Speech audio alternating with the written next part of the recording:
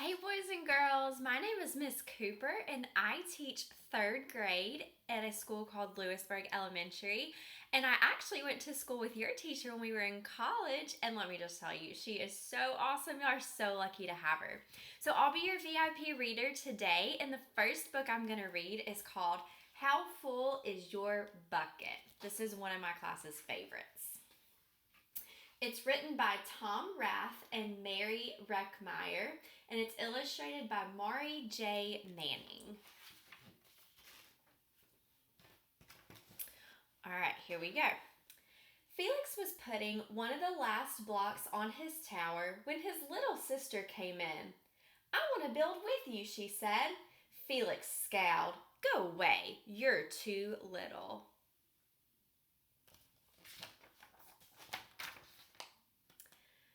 "I'm big. Stay back. You'll knock it over."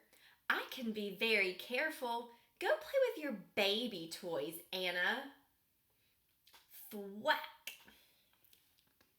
Uh-oh. Any of you have little siblings like this? I think I was that little sibling when I was younger. "Grandpa!" Grandpa shook his head. "Felix, you just dipped from your sister's bucket." "Like everyone else, Anna has an invisible bucket. When it's empty, she feels bad. But when it's full, she feels great. Didn't you ever notice your own bucket?" Invisible bucket? Sometimes Felix couldn't quite tell when his grandfather was joking.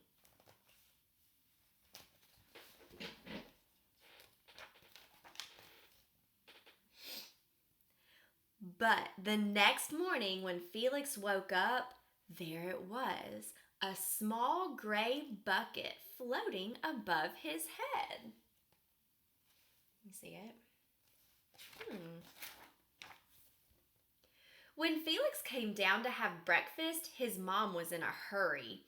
"I've got a meeting this morning and it's almost time to go. Anna, sit still."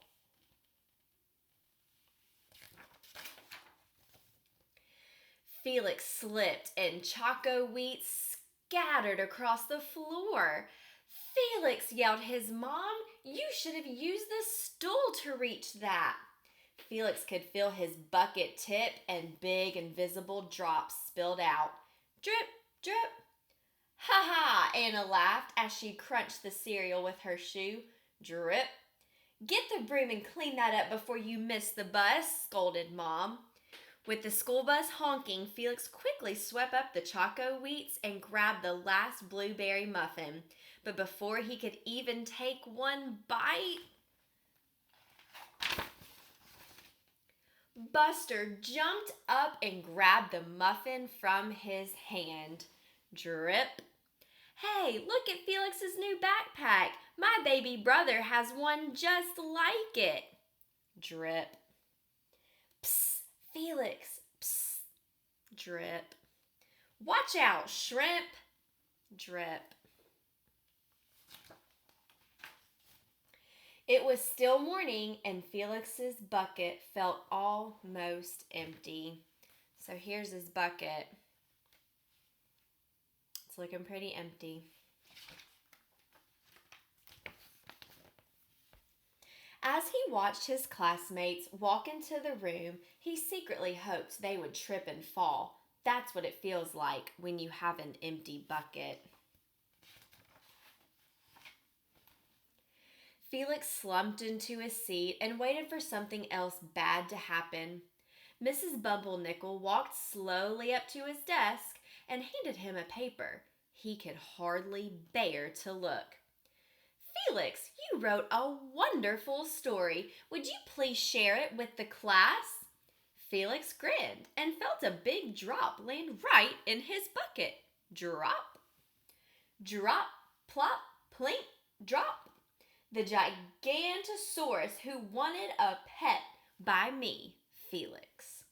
The class grew quiet. They laughed at all the right places and oohed at all the scary parts. When Felix finally read "The End," everyone clapped, even Emily, who sat next to him and didn't usually like dinosaurs.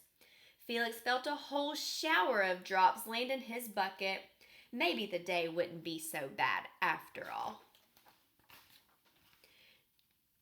Drop. Team captains today are Veronica and Felix. Drop. Nice cow. It's a dog. Well, nice colors there, Felix. Cool laser ant backpack, Felix. By afternoon, Felix's bucket was nearly full. At recess, when he looked around, Felix suddenly realized that his grandpa was right. Everyone else had a bucket too.